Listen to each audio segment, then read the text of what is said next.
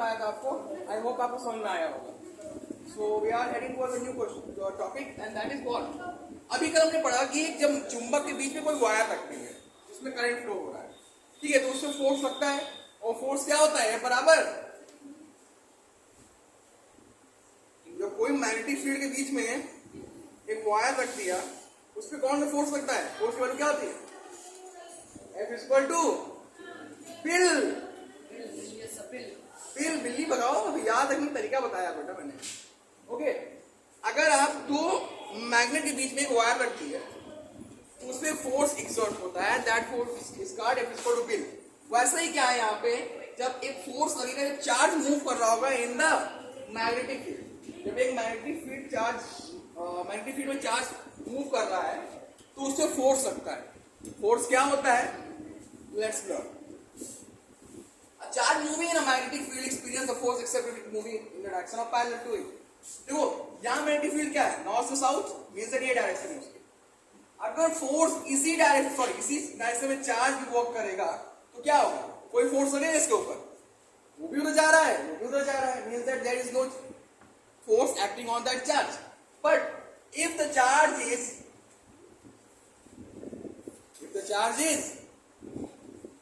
moving perpendicular to the magnetic field, then it experience a force and that force is called F is equal to QVB, where Q is equal to charge, V is equal to velocity and B is equal to magnetic field which is acting on the charge। तो हमें पता चल जाएगा जितना magnetic field लग रहा है तो कितना फोर्स लग रहा है, तो F is equal to QVB, इतना फोर्स लग रहा है, समझ गए। अब देखो इसकी कुछ कैरेक्टरिस्टिक है, कुछ प्रॉपर्टीज है। देखो ये जो फोर्स लगता है ये रुके हुए चार्ज पर नहीं लगता है, केवल चार्ज पर लगता है मूविंग चार्ज पे। कहोगे सर क्यों नहीं लगता है, सॉरी क्या वेलोसिटी जीरो हो गई, जब चलेगा नहीं तो वेलोसिटी जीरो हो गई, जब वेलोसिटी जीरो हो गई तो F बराबर क्या हो जाएगा, क्योंकि मान लिया कुछ वैल्यू है, B की तो जीरो हो गई ना, और B की मान लिया कुछ जीरो, तो सबको जीरो मल्टीप्लाई करो कितना हो जाएगा, कोई फोर्स लगेगा उस पर, नहीं लगेगा, फोर्स भी जीरो हो गया, होगा जीरो फोर्स। जब चार्ज मूव नहीं कर रहा है तो वेलोसिटी जीरो हो गई, और जब वेलोसिटी जीरो हो गई तो क्या कोई फोर्स एक्ट करेगा, नहीं एक्ट करेगा। क्यों, जाहिर सी बात है, तुमको हमने ऐसे ही बता दिया और तुमको हमने प्रूव करके बता दिया, क्योंकि सब जीरो हो गया तो F इक्वल टू जीरो। अब no magnetic force act on a charge if it is moving along the direction, हमने बताया अभी पहले बताया, अगर along the direction of magnetic field होगा, मतलब साथ साथ उसी डायरेक्शन में फ्लो होगा तो कोई फोर्स नहीं लग रहा भाई, बहते जाओ।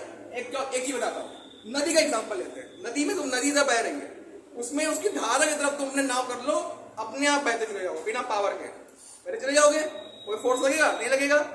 लेकिन if you are going to sail yourself in opposite direction of the river तो आपको फोर्स लगाना पड़ेगा, वहां पे फोर्स एक्ट होगा।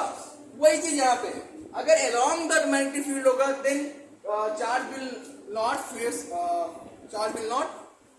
feel any force on it, but if it is in the perpendicular direction of the magnetic field then it will feel the direction, it will feel the force and that force is equal to F is equal to QVB। okay, clear हो गया कि नहीं हो गया, कोई doubt, no doubt.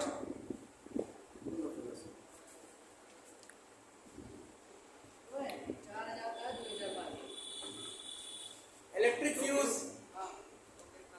देखो electric fuse क्या होता है, इलेक्ट्रिक फ्यूज क्या होता है, एक सेफ्टी डिवाइस होता है। आपके घर में देखा होगा ना, आपके घर में देखा होगा कि आपके घर पे जहां सर्किट शुरू होती है, जहां सर्किट क्या होती है शुरू होती है, वहां पे एक फ्यूज लगा रहता है। फ्यूज क्यों लगाते हैं, जैसा कि आप जानते हैं यहाँ पे पहले ही लिखा है सेफ्टी डिवाइस।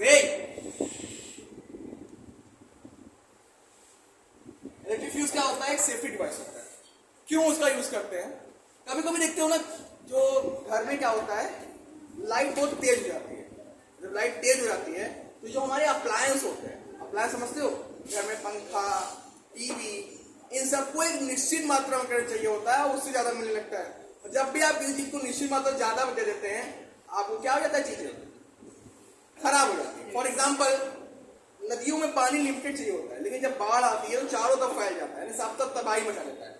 वैसे ही वायर को भी करंट लिमिटेड चाहिए होता है, जो हमारे अप्लायंस है उनको भी करंट लिमिटेड चाहिए होता है, वोल्टेज लिमिटेड चाहिए होती है। बट लेकिन जैसे ही आपका वो बढ़ता है, क्या बढ़ता है, वोल्टेज बढ़ता है, करंट बढ़ता है, तो घर के अप्लायंस उड़ने लगते हैं। उड़ने मतलब कि हवा नहीं लग जाता है, मतलब कि वो फ्यूज होने लगते हैं, खराब होने लगते हैं, ठीक है। तो एन एक्टिव फ्यूज डिवाइस एक डिवाइस होता है जो कि यूज किया जाता है सीरीज में। क्यों सीरीज में यूज किया जाता है? क्योंकि अगर फ्यूज ज्यादा करंट आया तो फ्यूज उड़ गया, और जब फ्यूज उड़ गया तो घर की लाइट क्या हो गई? ब्रेक हो गई, सर्किट ब्रेक हो गई। और जब सर्किट ब्रेक हो जाता है तो क्या होता है? जब सर्किट ब्रेक हो जाता है तो क्या होता है? घर में लाइट जाती है? घर में लाइट नहीं जाती है, ठीक है। तो इससे करंट को लिमिट किया जा सकता है इलेक्ट्रिक सर्किट में, जिससे जो आसानी से मेल्ट हो जाता है, मेल्ट मतलब गल जाता है, ड्यू टू ओवर हीटिंग, ज्यादा हीट कारण, when excessive current passes through it, जब ज्यादा करंट इससे बहता है तो ये गल जाता है, जिससे क्या होता है? सर्किट ब्रेक हो जाती है और घर में लगे अप्लायंसेस क्या हो जाते हैं? बच जाते हैं। घर में लगी जो उपयोग की वाली चीजें हैं, जो ऊर्जा चलती हैं, वो बच जाती है। Fuse is a wire of material with very low melting point. इसका मेल्टिंग पॉइंट इसीलिए कम होता है क्योंकि अगर मेल्टिंग पॉइंट हाई हुआ तो करंट चलता चला जाएगा, और मेल्टिंग पॉइंट हल्का हुआ तो जितना जाना चाहिए उतना जा रहा, उससे ज्यादा हुआ तो गल गया, और जब गल गया तो सर्किट ब्रेक हो गया। सर्किट ब्रेक हुई तो हमारे घर के जो क्या कहते हैं अप्लायंसेस, वो क्या हो गए? बच जाते हैं। हाँ, फ्यूज हो गया, ठीक है। अब देखो, अब fuse wire is a made of, किससे मिलकर बनता है जान लो? एलॉय होता है, जिसमें 75% लेड होता है और 25%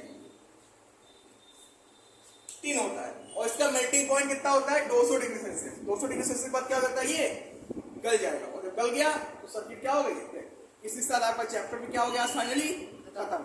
इससे रिलेटेड न्यूमेरिकल्स जो है वो मैं नेक्स्ट टाइम पढ़ा दूंगा। फिलहाल आज के लिए इतना ही, धन्यवाद। और आपको कोई डाउट हो तो आप पूछ लीजिए पूरे चैप्टर से।